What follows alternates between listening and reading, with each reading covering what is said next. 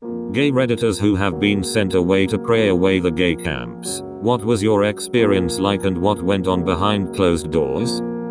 I have prayed and prayed, but those gay camps will just not go away. My friend's cousin was sent away to one of these camps. After several pleas to her parents to leave and that it wasn't working and making her miserable and develop a sense of self-loathing, she was forced to finish the program. Still gay, she committed suicide a month later, and in her letter she wrote, "Mom, Dad, I love you despite how misguided you are. You taught me how to hate and feel disgusted with myself rather than to love myself." She was 17. My freaking god. Have her parents changed at all? I find this completely disgusting. I can't believe they'd let something like that happen. First, she committed suicide after she came home from the camp. But her parents were hardcore Catholic family. Really nice, but their beliefs made them pretty insufferable at times. When they found out their daughter was gay, they lost their shit. This was their response. Despite my friend and everyone that knew her, knew she was probably gay around middle school. We knew she was troubled by it because she knew if she came out it would devastate her parents.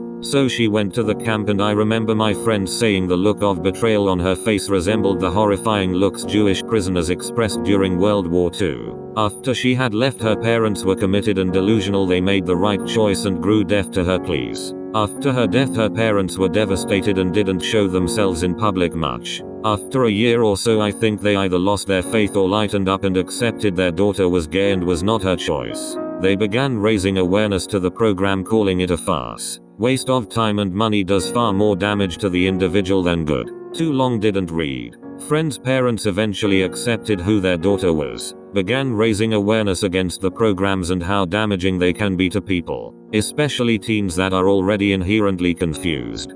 You might want to read this interesting account of a straight guy that went undercover to one of these camps. His conclusion that they felt gayer after going than before. The link to all mentioned articles are in the description of this. I just read this entire article, and as someone who will never understand the extremist side of any religion, I am completely shaken by all this stupidity going on there. Lawyer friend's brother got sent away over a decade ago for the summer when he was about 16 to an all-boys retreat. It was much like described by other commenters, with guys touching each other for therapy, staring at each other in supervised showers, and sitting in group being told their father was a poor male role model. My friend now works on cases involving suing these fake camps and shutting them down. P.S. His brother is now a fabulous dresser and has a great job in the fashion industry. I have an older friend who went to one because his father was disappointed in him for not being normal. Apparently one of the tests involved taping electrical pads to his testicles and forcing him to watch gay porn. If he got an erection, then he was zapped. Worked so well that he married a lady, then divorced her, because she was a lesbian, and he got a boyfriend. Yeah. Zapping testicles while being forced to watch gay porn? I would have never left. That's abuse, and surely illegal. No. Read this article for how it works. It's basically the same thing for gay camps. My cousin did when he was like 17. It wasn't a pray away camp as much as a let's talk about our feelings. No religious connotation. They tried to get him to think that he was gay because his biological father was abusive to him and his mother, or that he was mad at his adoptive father, or he never forged a close bond with his mother. They tried to see if he just wanted to be different to stand out. Just all these odd scenarios. Realistically, he had no memories of his bio father and has always called my uncle, who married his mom and then adopted him. They have 2 kids that have always considered him nothing less than a full brother. They didn't know he was adopted till they were teenagers. He was very upset by the end of the week. He wanted his parents to know it wasn't them that caused this. Nothing caused it, it's just the way things are. They all sat down and a very open discussion. He never realized how upset his parents were and why. He wanted them to know he didn't see it as a bad thing and they shouldn't either. After that, my aunt and uncle kind of gave in and accepted it. Much more over time. My cousin has been with his partner for at least 10 years now. He was just a special friend, then boyfriend. We even had Christmas at their house last year. No one even cares anymore if they are gay or not. Too long didn't read. Camp didn't change my cousin, rather helped his family accept him. After that, my aunt and uncle kind of gave in and accepted it. Much more over time. My cousin has been with his partner for at least 10 years now. He was just a special friend then boyfriend. We even had Christmas at their house last year. No one even cares anymore if they are gay or not. Too long didn't read.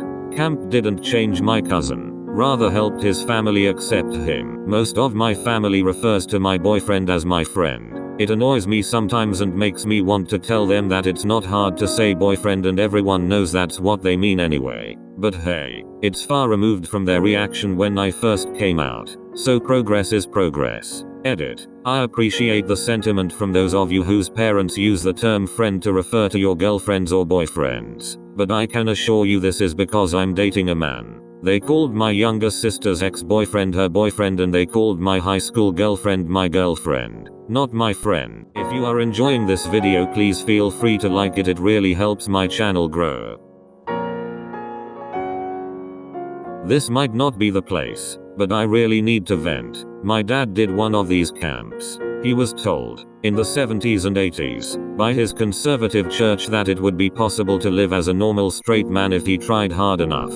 He conveniently had all the precursors they like to identify reasons for gayness: an abusive home, a bad relationship with his father, struggles with depression in his past. He fell for the whole thing, and as far as he thought, had prayed his way to being straight.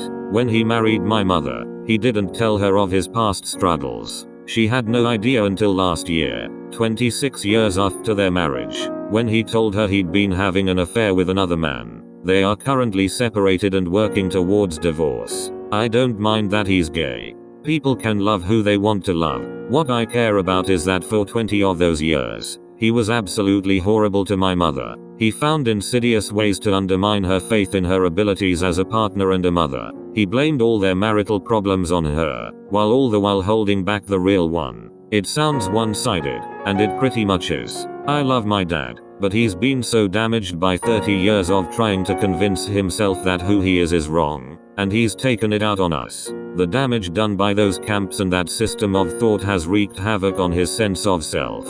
I've never known him to be an involved father. He has a history of violent outbursts. Once against my mother, once against each of my brothers, and twice against me. He doesn't take a lot of interest in what we do or how we feel. Everything is about his internal struggle. I can see now that with issues such as these boiling away in him, it would have been impossible for some of them not to escape. Now that he's out of the closet, his whole identity is wrapped up in his gayness. It's odd for me, as someone of a generation that just gets on with it, to see someone so wholly embrace their sexuality as their entire identity. He's lived the last 30 years as a straight man, and now all his energy goes into this new self. He has no time for me or my brothers. I don't know what happens at these camps, but I know that having lived with someone who lived their success story, they're awful. I'm a straight Redditor who was sent to one because my best friend was gay and my Catholic parents thought we were dating. The big problem I have with this is that it makes it seem like the camp worked. It did not. I simply was sent there via a series of events suitable for a sitcom world. What happened there? Mine was officially billed as a church camp for unruly teenagers. It just so happened to largely rely on anti-gay therapy. That was a joke. There were prayer circles and abuse. A lot of late nights and early mornings, sing-alongs and Jesus talk. There was a room for solitary reflection that I got sent to a lot. It was terrifying. I'd go for day-long periods sitting in the room without food or water because I'd denied Jesus and refused to admit to a problem I didn't have. Not that being gay is a problem. It was just referred to as one here. Admittedly, I was 15 and a smart butt. I like to disagree with people and I'm as headstrong as they come. It probably would have been smarter to just play along with the whole thing, pretend it was curing me. I didn't do that. I ended up running away from it after a week, borrowing a stranger's phone, and having a friend drive 6 hours to rescue me. As for what else went on at camp, I walked in on a camper hooking up with a counselor of the same sex at the obstacle course once. That was a thing. If you have any specific questions about the camp, I could probably answer them. You should write a book, no joke. How did the old folks react after you legged it from the campy camp? Which ones? My parents or the camp staff? The camp staff waited 2 days to mention it to my parents. They figured I wouldn't make it very far. They were wrong. Aside from that, it is pretty illegal to lose a kid at camp. Negligence and all that. My parents freaked out on them when they finally found out and went mad trying to find me. Stupidly enough, when my friend had picked me up, I ended up back in my hometown, living in his old treehouse in the forest behind his house, less than a mile from my parents' place. We tried to make it into the Fortress of Summer. It was actually fun. 2 days after that there was a thunderstorm in the middle of the night and we thought it'd be fine if I snuck into his basement. His mom caught us and called my mom. My parents believed that the camp had worked swiftly because their daughter had run away with a boy, but they weren't happy with that result. I angrily refused to move back in with them, said I'd rather foster care or jail. Instead they sent me to live with my most religious, conservative aunt for the rest of the summer. Then I caved and asked to move back to my parents' house. That was a mistake. As for the camp, my parents threatened to sue, so they settled outside of court. I don't know how much of a case they had. The settlement wasn't much. Hee hee ha ha ha. Hi friends, if you enjoyed this video please like it and subscribe or don't. I'm not your boss.